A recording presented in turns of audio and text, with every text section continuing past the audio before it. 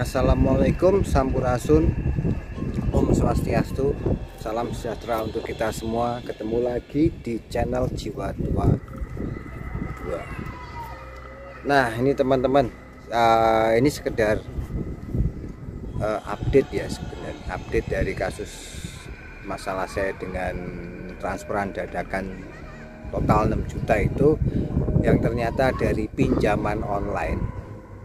Yang pertama masuk itu dari aplikasi Bantu Saku, yang kedua dari Singa ID. Itu ada di video yang pertama mengenai pinjol, yang kedua itu videonya mengenai negosiasi saya dengan pihak Singa ID.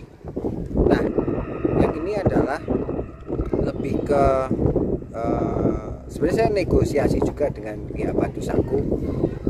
Kalau dari Singa ID sejauh ini respon sudah baik, tapi masih belum selesai prosesnya. Saya sudah telepon ke sana, maaf saya bukan telepon, saya email, kemudian dihubungin CS-nya. Hari ini tadi pagi ya, hari ini tanggal berapa ya, tanggal 9 Oktober 2023 itu CS-nya Singa ID juga sudah telepon lagi untuk konfirmasi ulang lagi. Nah ini saya sekarang mau mengupdate mengenai perkembangan dengan aplikasi satunya yang masuk ke saya senilai 2 juta dengan 2 kali transfer. Ini saya update mengenai perkembangan dengan aplikasi Bantu Saku. Bagaimana update-nya, simak yang setelah satu ini. Jangan lupa ngopi bos.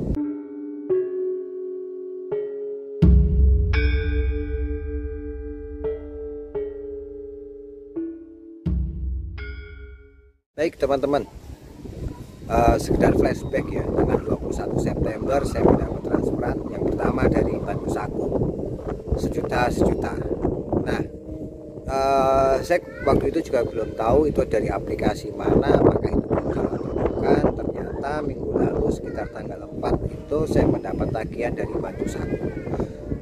Saya sudah berusaha untuk melakukan email ke CS-nya, tapi jawaban CS-nya selalu menyalahkan bahwa itu kesalahan saya karena saya tidak bisa menjaga data saya segala macam. Saya email lagi, saya sertakan lagi datanya, jawabannya sama, menyebutkan itu kesalahan saya dan saya harus membayar tagihan. Saya email lagi juga sama, padahal di email yang keberapa saya lupa, saya sudah sertakan kronologi kejadiannya seperti apa. Saya sudah bikin surat pernyataan di atas meterai bahwa saya tidak meminjam waktu itu, dan saya juga sertakan juga di uang masuk, tapi mereka juga tidak merespon. Intinya adalah HP diretas atau tidak itu adalah salah saya. Padahal di email saya menyampaikan bahwa uang masuk sebesar 2 juta itu saya kembalikan utuh. Saya nggak akan pakai itu duitnya kan, saya utuh, saya akan kembalikan. Tapi mereka tetap kekeh bahwa saya harus mengembalikan uang itu plus dengan bunganya. Lah gimana dengan bunganya, orang saya aja tidak merasa mengajukan pinjaman dan saya tidak pakai, kan gitu logikanya. Dan aneh, maksudnya anehnya itu adalah transfer yang masuk pertama kali itu dari Bantu Saku, kemudian dari aplikasi yang berikutnya yaitu Singa. Kalau Singa so far sampai sekarang masih inilah ya, on proses. Nah ini yang menarik dari Bantu Saku ini, bahkan yang menagih by WA saya sudah jelaskan panjang lebar, itu tetap sama sampai jam berapa itu mereka kan pasti ganti shift, nanya lagi, ganti shift, nanya lagi, sampai hari ini juga nanya lagi, sampai mereka juga udah mulai mengancam untuk menelpon ke kantor, menyebarkan data saya ke mana, sanak saudara, keluarga, teman dan yang lain-lain. Tapi kan saya bilang ke mereka, alamat saya tidak pindah. Jadi kalau mau datang ke rumah saya akan tunggu, saya akan jelaskan secara baik-baik. Tapi jawaban mereka, saya harus transfer tidak ada apa namanya, karena pinjamnya online atau apapun juga tidak ada yang mereka akan ke rumah. Itu sudah saya jelaskan berkali-kali, saya sudah bilang bahwa saya akan mengembalikan, tapi dari bahasa mereka itu seakan-akan mereka itu juga ada yang nuduh bahwa saya nggak ada dana, saya nggak ada uang untuk mengembalikan, terus beralasan macam-macam, beralasan HP saya diretas, dihack segala macam, agar saya tidak mengembalikan pinjaman. Padahal di WA itu saya sudah tegaskan saya akan mengembalikan untuk sesuai yang ditransfer. Tapi mereka nggak tahu ngerti apa enggak dengan bahasa saya ya, seolah-olah saya ini mau lari dari tanggung jawab itu. Nah, terus sampai satu titik mereka itu menyuruh, saya sudah bilang email saya tidak direspon dengan baik. Mereka bilang kalau gitu saya suruh telepon ke 1506 atau berapa saya lupa, nanti ada di itu. Saya telepon kan, telepon diterima dengan baik, segala macam identitas atau apapun itu sudah dijalankan. Anehnya di menit ke-6 itu panggilan itu terputus.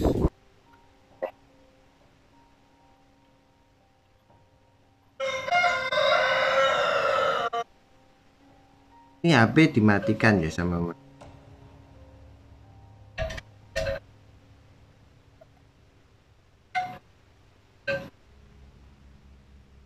saya coba telepon lagi.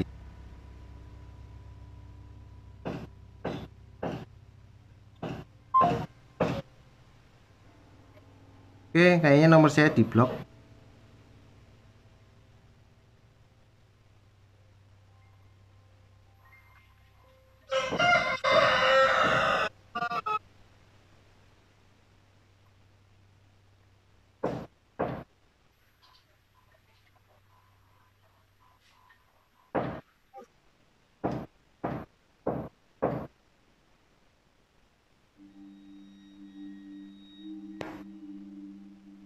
Oke, nomor saya diblok ya. Karena saya masih berpikiran positif ya waktu itu. Putus gitu kan. Apakah jaringan saya yang tidak putus atau apa? Karena saya nelponnya sih pakai seluler ya, bukan pakai nomor WA. Saya telepon lagi sampai 3 kali. Itu saya nggak bisa ditelepon. Mereka nggak bisa ditelepon. Seakan-akan nomor saya itu diblok. Ini kan jadi aneh, Mas. Kok telepon saya diblok? Mereka seakan tidak mau menerima telepon saya gitu loh. Lucu gitu loh. Yang ada itu adalah dari pihak pinjaman online nelpon nasabah yang ngeblok. Nah ini saya nelpon sana, telepon saya diblok. Untungnya saya rekam itu semua. Nanti ada rekam, saya rekam. Jadi untuk apa ya? Sebenarnya untuk siapa sih sebenarnya yang terlalu ribet gitu loh, terlalu ribet. Kalaupun saya sengaja itu juga, kalau saya sengaja melakukan itu, harusnya mereka tidak memblok nomor saya. Kan saya jadi mikirnya aneh-aneh kan, kenapa mereka ngeblok nomor saya, dan apakah yang menjebak itu juga saya nggak tahu siapa. Karena gini teman-teman,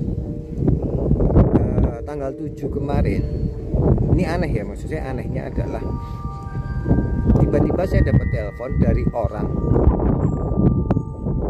yang pada saat pencairan itu bilang bahwa mereka salah mencairkan kelebihan 5 juta. Kan aneh buat saya, kenapa tiba-tiba orang ini telepon lagi, WA lagi pada saat kondisi antara saya dan Bantu Saku lagi panas-panasnya seperti ini, kok mereka telepon lagi kan? Apa hubungan mereka gitu loh. Dan aneh, maksudnya ya itulah, maksud saya gini, dari Bantu Sakunya saya juga tidak mau tahu akan kemungkinan bahwa HP kita itu diretas. Harusnya mereka juga mikirnya gini, saya masih jawab WA mereka dengan baik, jawab WA, nggak pernah saya, maksudnya nggak pernah saya nggak jawab, pasti saya jawab. Cuman kalau ada beberapa telepon masuk yang disitu udah jelas spam, saya nggak angkat. Maka saya minta mereka telepon tadi ya, saya minta mereka telepon saya memakai telepon kantor. Oke, mereka telepon saya, nomornya 0812 sekian sekian GSM. Kemudian mereka marah-marah, saya nggak mau angkat telepon lah segala macam. Ya logikanya kan, kalau mereka itu telepon pakai GSM 081 sekian sekian gitu kan, saya kan nggak ada bukti bahwa orang kantor mereka yang telepon. Pada saat kalau ada apa-apa mereka nggak mengakui kan juga repot juga kan. Makanya mereka minta telepon pakai nomor kantor gitu. Tapi mereka nggak pernah mau telepon pakai nomor kantor. Balik lagi mereka akan ancam telepon ke kantor, menyebarkan data lagi segala macam. Saya jawab lagi, kalau saya masih bisa jawab WA mereka dan saya tidak lari, kenapa harus telepon kantor? Kenapa harus nyebar data? Logikanya adalah yang datanya disebar atau apapun itu adalah nasabah yang tidak mau mengangkat telepon, tidak mau menjawab WA, ibaratnya udah blokir lah gampangnya. Nah, mereka bisa sebar data. Saya sampaikan ke mereka juga, saya masih mau jawab WA Anda, gitu kan. Tapi Anda tidak masih seperti itu, saya terserah, silahkan, asal itu cara penagihan itu sesuai dengan kebijakan atau standarnya AFPI, yang asosiasi fintech itu. Oke, jadi ini update-nya sekarang masih hot-hotnya, masih panas, masih belum ada titik temunya, karena dari pihak mereka pun juga tetap masih ngotot bahwa saya harus mengembalikan uang beserta bunga, dan saya nggak mau dengan kalau harus mengembalikan bunga. Kalaupun nanti akan dikembalikan, saya minta dikembalikan ke rekening resmi perusahaan, bukan pribadi, karena kalau ada apa-apa nanti saya lagi yang kena. Jadi teman-teman saya ingatkan ya, kalau mungkin ada yang sudah pernah melakukan pinjaman online, sudah lunas dan sudah tidak ada niat untuk meminjam lagi, saran saya lebih baik tutup rekeningnya yang lama, kemudian ganti dengan rekening yang baru. Karena kejadiannya sama kayak saya, bahwa rekening saya masih yang lama tiba-tiba masuk. Yaitu salah satu cara. Kalau telepon mungkin nomor telepon udah banyak yang kenal, kalau saran saya lebih baik ganti nomor rekening lah. Oke teman-teman, semoga apa yang saya sampaikan ini dari yang pertama, video pertama, kedua, ketiga ini dapat bermanfaat dan dapat membuat teman-teman itu lebih berhati-hati mengenai hal seperti ini. Ini kejadiannya penipuan secara online, secara internet. Kita harus hati-hati dengan gadget-gadget kita. Oke teman-teman, terima kasih sudah menonton channel Jiwa 22, dan jangan lupa subscribe ya, jangan lupa subscribe. Ketemu lagi di video berikutnya ya, mungkin video berikutnya itu kita akan kembali ke tema yang misteri sejarah. Nanti kalau ada update-nya lagi, saya akan update mengenai pinjol ini. Sebenarnya saya juga males membahas ini karena bukan tema dari Jiwa 22, tapi ya ini bentuk perlawanan saya terhadap mereka. Oke teman-teman, terima kasih sudah menonton channel Jiwa 22 dan salam.